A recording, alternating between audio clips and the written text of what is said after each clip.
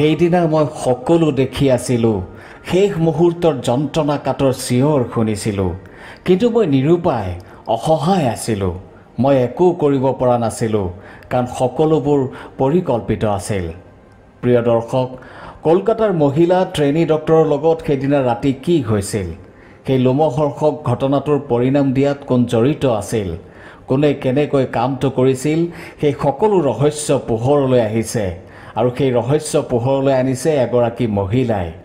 মহিলাগৰাকী এগৰাকী নাৰ্ছ হিচাপে সেই হস্পিটেলত কাম কৰিছিল।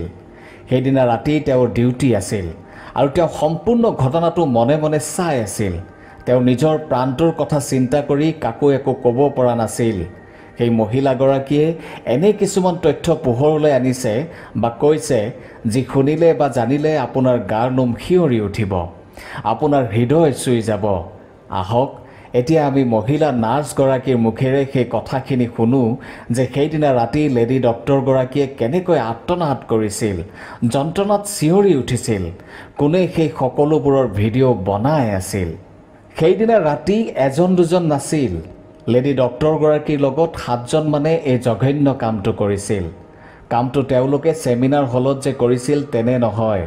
প্ৰকৃততে তেওঁলোকৰ পৰিকল্পনা মতে সেই জঘন্য মনৰ মানুহকেইজনে বাথৰুমৰ পৰাই কামটো আৰম্ভ কৰিছিল। সেয়েহে পিছদিনা তেওঁলোকে বাথৰুমটো মেৰামতি কৰাৰ অজুহাত দেখুৱাইছিল। ঘটনাটোৰ আঁত ধৰিছিল সন্দীপ ঘোষ নামৰ ব্যক্তিজনে। আজি প্ৰায় এমাহ পাৰ হৈ গ'ল।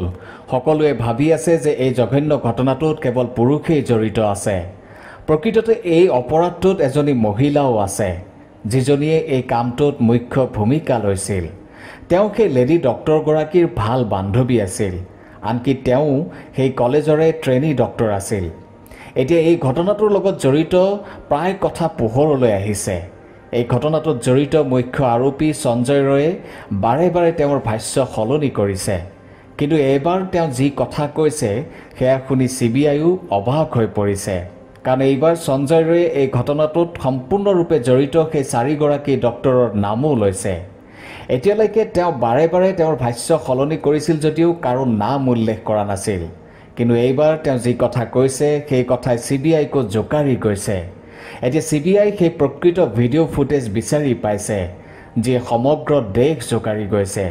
এতিয়া CBIৰ তদন্তই এই সমগ্ৰ ঘটনাটোৰ যথেষ্ট কাষ চাপিছে। 8 আৰু 9 আগষ্টৰ দিনা যি হৈছিল, তেওঁলোকে সেয়া বহুদিন আগৰে পৰা পৰিকল্পনা কৰি ৰাখিছিল। আৰু 8 আৰু 9 আগষ্টৰ দিনা তেওঁলোকে পৰিকল্পনাটো কাৰ্যত পৰিণত কৰিছিল। যি কথা সঞ্জয় ৰায় আৰু সন্দীপ ঘোষৰ বাহিৰেও অন্য 4জন ডক্টৰ আৰু এগৰাকী মহিলা ডক্টৰেও জানিছিল। ঘটনাটো আৰম্ভ হৈছিল সন্ধিয়া প্ৰায় 8 বজাত। সেই সময়ত লেডি ডক্টৰগৰাকীয়ে তেওঁৰে লগৰ ডক্টৰৰ লগত ছেমিনাৰ হলত ডিনাৰ কৰিছিল। বহুতে কৈছে যে লেডি ডক্টৰগৰাকীয়ে সদায় সন্ধিয়া মাকলৈ ফোন কৰে, কিন্তু সেইদিনা তেওঁ ফোন কৰা নাছিল। তেওঁ ফোন কেনেকৈ কৰিব, কাৰণ তেওঁৰ খোৱা খাদ্যত টোপনি অহা দৰৱ মিহলোৱা হৈছিল। সেইমতে কাম হৈছিল। তেওঁৰ খুব জোৰে টোপনি আহিছিল।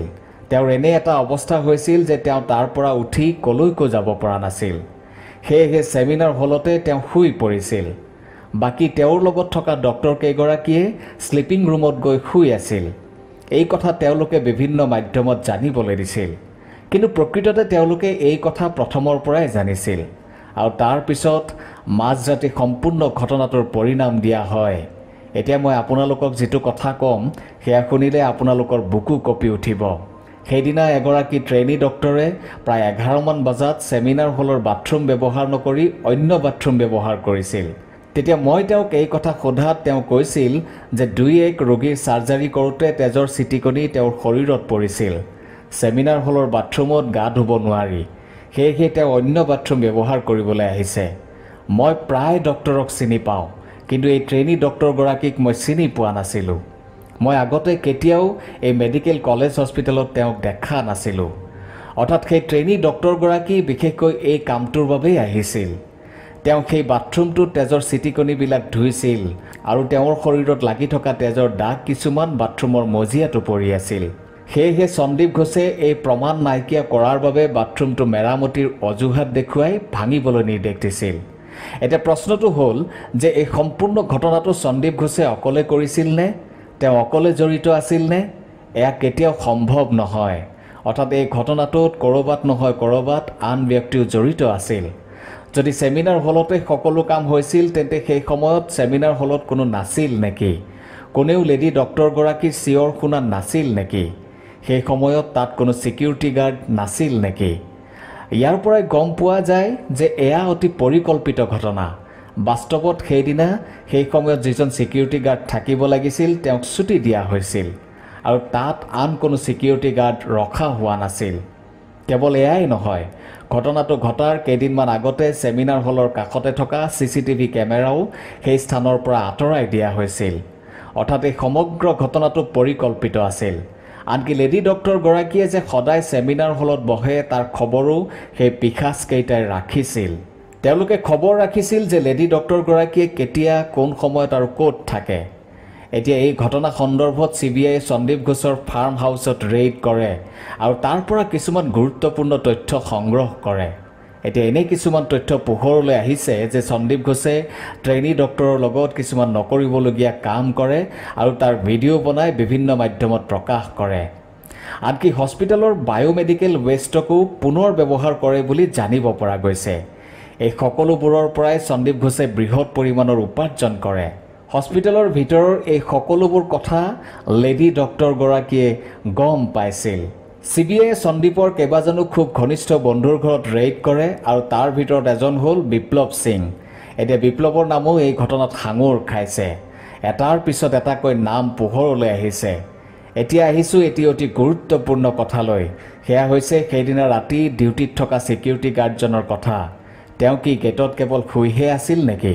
তেওঁৰ ভাষ্যমতে সেইদিনা হস্পিটেলত কেইজনমান অচিনাকি মানুহ প্ৰৱেশ কৰিছিল। এতিয়া আপুনিয়ে এবাৰ ভাবি চাওক বা চিন্তা কৰি চাওক, যদি কেৱল সঞ্জয় ৰয়ে অকলে এই জঘন্য কামটো কৰিছিল তেন্তে সঞ্জয় ৰয়ৰ গাত অলপো আঘাতৰ চিন কিয় নাছিল?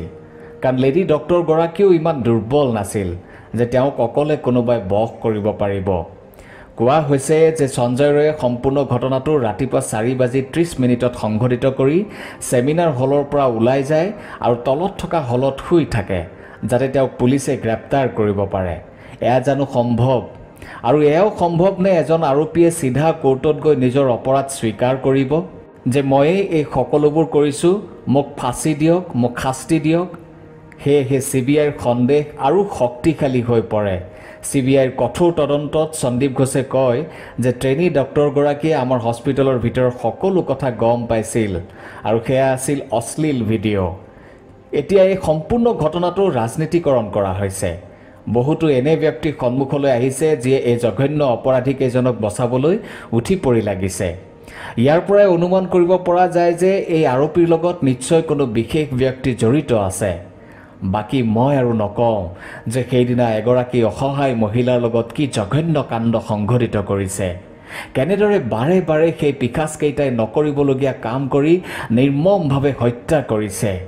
এতিয়া আমি এয়াই বিচাৰোঁ যে কলকাতাৰ লেডি ডক্টৰগৰাকীয়ে যাতে ন্যায় পায়।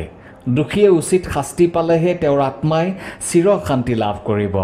গতিকে আপোনালোকেও তেওঁৰ ন্যায়ৰ বাবে প্ৰাৰ্থনা কৰক আৰু অপৰাধীৰ বিৰুদ্ধে মাত মাতক। যদি আজি আপুনি মাত নামাতে তেন্তে তেনে বহু লেডি ডক্টৰ আমাৰ মাজৰ পৰা হেৰাই যাব। ধন্যবাদ।